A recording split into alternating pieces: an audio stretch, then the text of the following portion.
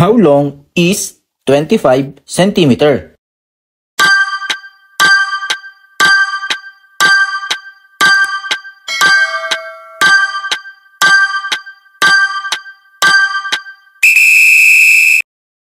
Sagutin lang natin ang tanong na nakita ko sa isang FB post dito sa Earl's Review Channel.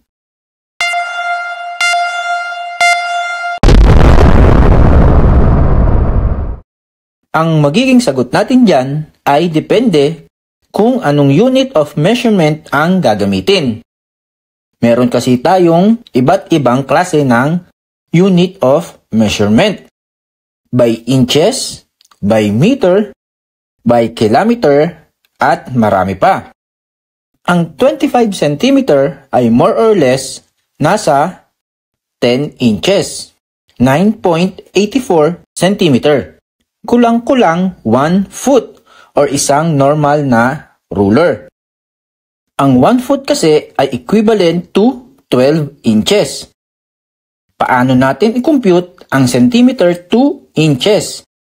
Para lang po sa information ng ating mga ka-review, 1 inch is 2.54 cm. 1 meter is 100 cm. 1 kilometer is 100,000 cm. Solve natin ang centimeter to inches. 1 inch is 2.54 cm. Ang given na 25 cm, divide lang itong 2.54 cm para makuha ang inches. 25 cm divided by 2.54 cm, cancel itong 2 cm. 25 divided by 2.54 is 9.84 inches. Paano naman kung centimeter to meter? Same formula din. Division din. 1 meter is equivalent ng 100 cm. 25 cm divided by 100 cm. Cancel itong 2 cm. 25 divided by 100 is 0.25 meter.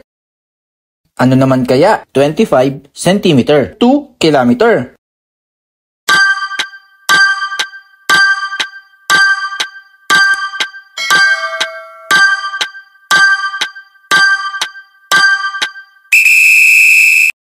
Please comment below mga ka-review ang sagot nyo. Sana nakatulong ang solution ngayon ka-review. Correct me if I'm wrong. Subscribe for more.